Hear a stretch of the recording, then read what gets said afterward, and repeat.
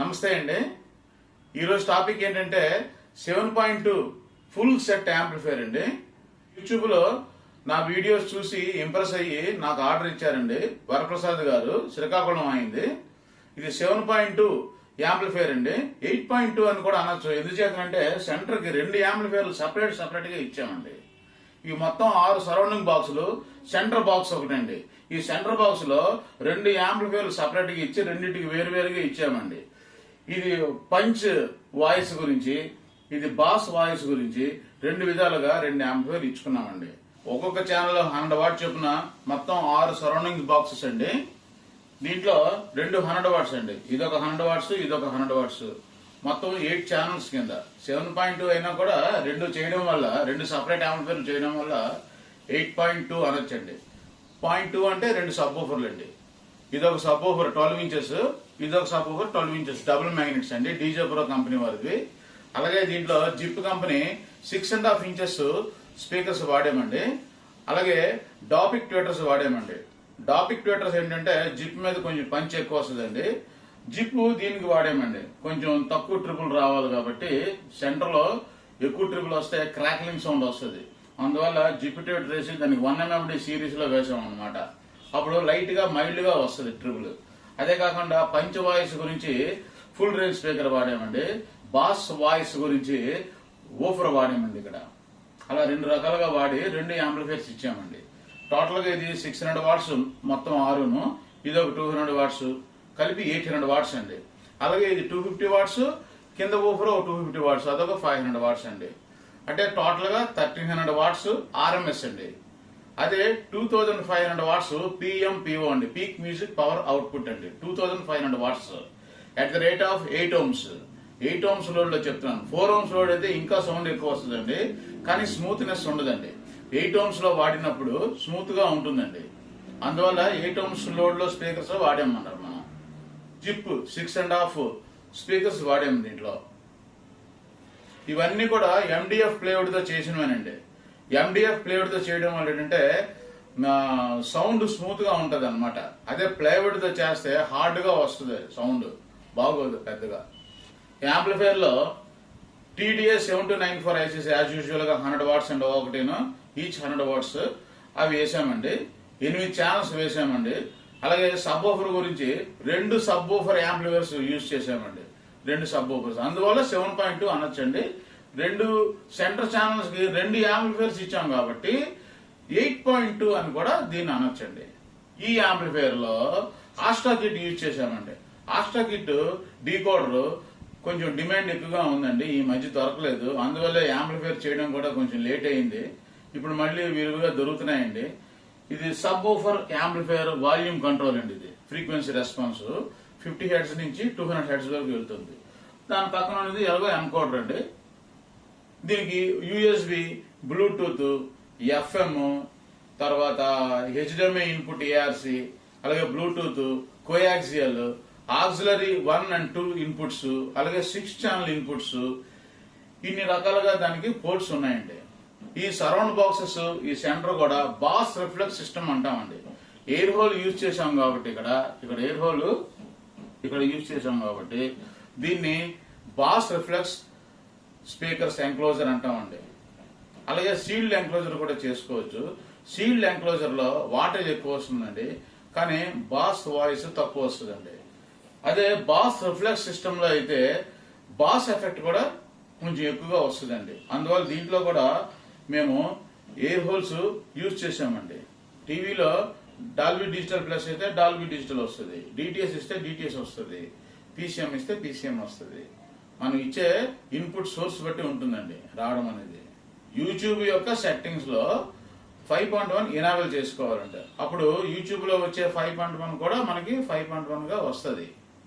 Amplifier మన room సైజుని బట్టి కూడా మనం అసెంబ్లింగ్ చేయించుకోవాలండి. అంతేగాని రూమ్ చిన్న ఇన్ని బాక్సులు పెట్టుకుంటే గందరగోళం అయిపోయి దగ్గరగా అయిపోయి ఛానల్స్ అనే డివైడింగ్ తెలియదు. రూము వ్యాస్ట్ గా పెద్దది ఉండాలండి. అప్పుడు ఇలాంటి యాంప్లిఫైర్ చేయించుకుంటే బాగుంటుందండి.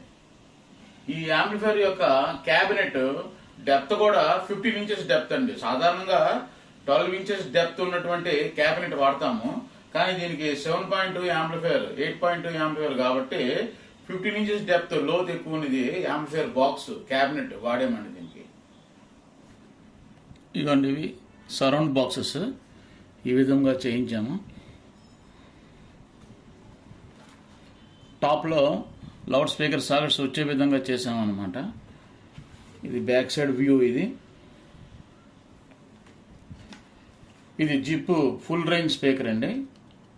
ఇది డాపిక్ ట్వేటర్. ఇది ఎయిర్ హోల్. దీన్ని బాస్ రిఫ్లెక్స్ స్పీకర్ ఎంక్లోజర్ అంటామండి. జిప్ ట్వేటర్ కంటే డాపిక్ ట్వేటర్ కొంచెం కాస్ట్ ఎక్కువ. అదే కాకుండా ఇది ట్వేటర్ తాలూకు పంచ్ ఎక్కువ వస్తుంది, జిప్ ట్వేటర్ యొక్క పంచ్ తక్కువ వస్తుంది కొంచెం. అందుకే సెంటర్కి వాడాము. ఈ డాపిక్ ట్వేటర్స్ సరౌండింగ్స్కి వాడాము అనమాట. బాస్ రిఫ్లెక్స్ సిస్టంలో బాస్ ఎఫెక్ట్ కొంచెం ఎక్కువ ఉంటుందండి. అదే సీల్డ్ ఎంక్లోజర్ అంటే ఇది క్లోజ్ చేసాం అనుకోండి, ఫుల్గా క్లోజ్ చేసాం అనుకోండి, వాటేజ్ కూడా ఎక్కువ విత్ స్టాండింగ్ అవుతుంది. అంటే ఇది 100 వాట్స్ స్పీకర్ అనుకోండి, ఒకవేళ అనుకుంటే 150 వాట్స్ వరకు మనం యూజ్ చేసుకోవచ్చు ఇదే బాక్స్ని. కానీ బాస్ రిఫ్లెక్స్ సిస్టంలో అలా పనికిరాదు. ఇది ఎంత వాటేజ్ అయితే అంత వాటేజ్ యూజ్ చేయాలి. కానీ బాస్ ఎఫెక్ట్ కొంచెం ఎక్కువ ఉంటుంది అనమాట. అందుకే ఇక్కడ ఫుల్ రేంజ్ స్పీకర్ వాడాను. ఫుల్ రేంజ్ స్పీకర్ వాడినా కూడా బాస్ అనేది దీంట్లోంచి వస్తుంది. రావడం వల్ల కొంచెం బాస్ ఎఫెక్ట్ ఎక్కువగా వస్తుంది. అప్పుడు మొత్తం ఆడియో స్పెక్ట్రమ్ అంతా కూడా కవర్ అవుతుందండి ఎయిర్ హోల్ పెట్టడం వల్ల. కానీ ఎక్కువ వాటేజ్ రాదు. మనం ఎంత అనుకున్నాం, 100 వాట్ అనుకున్నాము, 100 వాటే వస్తుంది. కానీ సీల్ చేసాం అనుకోండి, దీన్ని 150 వాట్స్ వరకు ఇదే స్పీకర్ మనం యూజ్ చేసుకోవచ్చు. సీల్డ్ అవుతుంది కాబట్టి అప్పుడు డాంపింగ్ అవ్వదు, అంటే ఓగదు. కింద ముందుకి వెనక్కి కూడా ఎక్కువ ఓగదు సీల్ చేయడం వల్ల. డాంపింగ్ తక్కువ ఉంటుంది అప్పుడు. ఇప్పుడు డాంపింగ్ ఎక్కువ ఉంటుంది అనమాట. డాంపింగ్ ఎక్కువ ఉండడం వల్ల విత్ స్టాండింగ్ అవ్వదు ఇప్పుడు, కానీ బాస్ వాయిస్ వస్తుంది. అదే కాకుండా ఇది ఎండిఎఫ్ ప్లేవుడ్తో చేయించిందండి. ఎండిఎఫ్ ప్లేవుడ్తో చేయించడం వల్ల మనకి సౌండ్ బాగుంటుందండి. కస్టమర్స్కి అది తెలియపోవచ్చు, టెక్నీషియన్స్ అందరికీ అది తెలుసండి ఆ విషయం. టెక్నీషియన్స్ అందరూ కూడా ఎండిఎఫ్ ప్లేవుడ్ ఎక్కువ యూజ్ చేస్తారండి, ఎందుకంటే సౌండ్ బాగుంటుంది దీంతో. సబ్ వూఫర్స్ కూడా అలాగే చేయించామండి, ఎండిఎఫ్ ప్లేవుడ్ తోటి చేయించాము. అది కూడా ఇవి కూడా ఎండిఎఫ్ ప్లేవుడ్ తోటి చాలా బరువుగా ఉన్నాయండి. 12 mm ప్లేవుడ్తో ఎండిఎఫ్ ప్లేవుడ్తో చేయించానండి ఇవి. అందుకు ఒక బాక్స్ పట్టుకోలేకపోతున్నాను, అసలు చాలా బరువుగా ఉన్నాయి. ఈ సబ్ వూఫర్ ఉంది కదండి, దీన్ని front firing sub woofer enclosure అంటామండి. అంటే ఫ్రంట్ నుంచి ఫైరింగ్ అవుతుంది మనకి వూఫర్ అనేది. అదే కాకుండా దీని పొలారిటీ కూడా మనం జాగ్రత్తగా చూసుకోవాలి. ప్లస్కు ప్లస్, మైనస్ మైనస్, రెడ్ అంటే ప్లస్, బ్లాక్ అంటే మైనస్. అది చూసుకొని కరెక్ట్గా మనం యాంప్లిఫైర్కి ఇచ్చుకోవాలండి, అప్పుడే కరెక్ట్గా వస్తుంది. రెండు వూఫర్లు కూడా ఇన్ ఫేస్లో ఉండాలండి.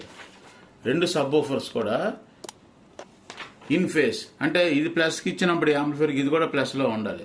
లేదంటే క్యాన్సిలేషన్ అయిపోద్దండి. 180 degrees అవుట్ ఆఫ్ ఫేస్ అయిపోయి సబ్ వూఫర్ కిల్ అయిపోద్ది. వూఫర్ అంటే సౌండ్ కిల్ అయిపోతుంది అనమాట. అందువల్ల రెండు కూడా పొలారిటీ ఒకే విధంగా యాంప్లిఫైర్కి ఇవ్వాలండి. దీన్ని front firing sub woofer enclosure అంటామండి. బ్యాక్ సైడ్ ఎయిర్ హోల్ ఉంటుంది దీనికి. అలాగే దీన్ని సీల్డ్ ఎంక్లోజర్ కూడా చేసుకోవచ్చు. సీల్డ్ ఎంక్లోజర్ చేస్తే వాటేజ్ ఎక్కువ వస్తుందండి. బాస్ వాయిస్ కూడా హార్డ్ బాస్ వస్తుంది అప్పుడు. ఇది లో ఫ్రీక్వెన్సీ బాస్ కూడా వస్తుంది, ఎందుకు ఎయిర్ హోల్ ఉండడం వల్ల. ఎయిర్ హోల్ తీసేసి టైట్ బాక్సెస్ అంటే సీల్డ్ ఎంక్లోజర్లా చేస్తే వాటేజ్ ఎక్కువ వస్తుంది, విత్ స్టాండింగ్ అవుతుంది, కానీ హార్డ్గా ఉంటుంది అనమాట బాస్ అనేది. అది బై ఎక్స్పీరియన్స్ తెలుస్తుంది ఆ విషయం. అలాగే దీంట్లో డౌన్ ఫైరింగ్, ఇది ఇలాగా ఈ ఊఫర్ కిందకి పెట్టామనుకోండి, దాన్ని డౌన్ ఫైరింగ్ అంటాం అనమాట. అంటే భూమి కిందకి వస్తుంది అనమాట ఇలాగా ఫైరింగ్, దాన్ని డౌన్ ఫైరింగ్ అంటాం దాన్ని. అలాగే ఇంకా చాలా రకాల సబ్ వూఫర్ ఎంక్లోజర్స్ ఉన్నాయండి. డబ్ల్యూ టైప్ ఉన్నాయి, స్కూప్ మోల్డ్ ఉంది, అలాగే రివర్స్ బాస్ ఉంది, కర్వ్డ్ బాస్. కర్వ్డ్ అంటే ఇలాగ షేప్ వస్తుంది, డబ్ల్యూ టైప్, దాన్ని కర్వ్డ్ బాస్ ఎంక్లోజర్ అంటాం దాన్ని. అదే కాకుండా ఫ్రంట్ ఫైరింగ్లో మీకు చాలా లాంగ్ డిస్టెన్స్ వరకు మీకు వినిపిస్తుందండి, పంచ్ ఎక్కువ ఉంటుంది, వైబ్రేషన్ కూడా ఎక్కువ వస్తుంది ఫ్రంట్ ఫైరింగ్ అయితే. అదే కర్వ్డ్ వైబ్రేషన్ తక్కువ ఉంటుందండి, పంచ్ మాత్రం ఎక్కువ ఉంటుంది. అలాగే రివర్స్ బాస్ అని ఓఫర్ని రివర్స్ చేసి పెట్టడం అన్నమాట. ఓఫర్ రివర్స్ చేసి పెట్టి డబ్ల్యూ టైప్లో కర్వ్డ్ పెడితే అది వైబ్రేషన్ చాలా ఎక్కువగా వస్తుందండి. పంచ్ మాత్రం తక్కువ ఉంటుంది. ఈ బాక్స్ ముందు కూడా ఎవరు నిల్చోలేరండి వినలేకుండా. అంటే దీని యొక్క వైబ్రేషన్ భయంకరంగా ఉంటుందండి. ఇది డీజేలకు వాడతారండి. అది కొంతమంది కస్టమర్స్ మా రూమ్లో బాస్ సరిగా రావటం లేదండి అంటుంటారు. ఎందుకు రాదంటే మనము లిసనింగ్ రూమ్లో సెంటర్లో కూర్చొని ఇంకొక మనిషి యొక్క సహాయం తీసుకొని ఫ్రంట్ లెఫ్ట్లో ఒకసారి బాస్ సబ్వూఫర్ బాక్స్ పెట్టి విని, అలాగే రైట్ సైడ్ కార్నర్లో కూడా ఫ్రంట్ రైట్ సైడ్ కార్నర్లో కూడా సబ్వూఫర్ బాక్స్ పెట్టి వినేసి, అలాగే back side left, back side right, ఇవన్నీ కూడా చూసుకొని ఎక్కడైతే బాస్ ఎఫెక్ట్ మీకు ఎక్కువగా వస్తుందో ఆ ప్లేస్లో మీరు అరేంజ్ చేసుకోవాలి. ఒక్కొక్క రూమ్లో ఒక్కొక్క దగ్గర బాస్ ఎఫెక్ట్ ఎక్కువగా ఉంటుందండి. మీ రూమ్ యొక్క సైజుని బట్టి ఉంటుందండి. అందువల్ల అది మీరు కూర్చొని విని చూసుకోవాలి. లేదంటే దీనికి డిజిటలైజ్డ్గా ఉన్నాయండి పద్ధతులు. అవి అంత దీనిగా వీటికి అక్కర్లేదు. ఏబీ రిసీవర్స్ గట్టా ఉంటాయి అవి. దీనికి వాటేజ్ కొలవడానికి కొన్ని పద్ధతులు ఉన్నాయండి. V²R అనే సూత్రం ద్వారా మనం చూసుకోవచ్చు. అలాగే ఆసిలోస్కోప్ ద్వారా చూసి మనము పవర్ని లెక్క కట్టచ్చు. అలాగే దీన్ని క్లాంప్ మీటర్తో కూడా చెక్ చేయొచ్చు వాటేజ్ని. ఇది 1 kHz ఫ్రీక్వెన్సీ దగ్గర మెజర్ చేస్తారండి. ఇది ఇంటర్నేషనల్ స్టాండర్డ్స్ అండి. 1 kHz దగ్గర చూసి వాటేజ్ చెప్పడం అనేది. ఈ ఆస్ట్రా కిట్ 8.2 యాంప్లిఫైర్కి స్పీకర్ ప్రొటెక్షన్ బోర్డు కూడా ఇచ్చామండి. ఆ speaker protection board DC protection ఉంటుందండి, పాపప్ నాయిస్ ఫంక్షన్ ఉంటుందండి, అలాగే షార్ట్ సర్క్యూట్ ప్రొటెక్షన్ కూడా ఉంటుందండి. అలాగే ఓవర్ హీట్ అయినప్పుడు ఫ్యాన్స్ రన్ అవుతాయండి. అలాగే డిలే ప్రొటెక్షన్ కూడా ఉందండి, ఓవర్ కరెంట్ ప్రొటెక్షన్ కూడా ఉందండి. ఇన్ని ప్రొటెక్షన్స్ స్పీకర్ ప్రొటెక్షన్కి ఇచ్చామండి. Remote control options full functions అన్ని చూడాలన్నా ఇంతకు ముందు చేసినటువంటి ప్రొద్దుటూరు వారిది 7.1 యాంప్లిఫైయర్ యూట్యూబ్ లో పెట్టాను, ఆల్రెడీ అప్లోడ్ చేశాను. అది ఒకసారి చూడండి. చూస్తే పూర్తిగా మీకు అర్థం అవుతుంది. వీడియో లెంగ్త్ పెరిగిపోతుంది కాబట్టి ఇక్కడితో నేను ఈ వీడియో ఆపుతున్నానండి. దాంట్లో ఫుల్ గా డీటెయిల్స్ గా ఉంటది, డిమో కూడా ఉంటది, డాల్బీ ఎలాగ వస్తుంది, డిటిఎస్ ఎలాగ వస్తుంది, పీసీఎం ఎలాగ వస్తుంది, యూఎస్బీలో పెట్టినప్పుడు ఎలాగ వస్తుంది, రిమోట్ కంట్రోల్ ఫంక్షన్స్ అన్ని కూడా దాంట్లో ఉంటాయి. ఆ వీడియో ఒక్కోసారి చూడండి సార్. లైక్ చేయండి, సబ్స్క్రైబ్ చేసుకోండి, షేర్ చేయండి. Thanks for watching sir.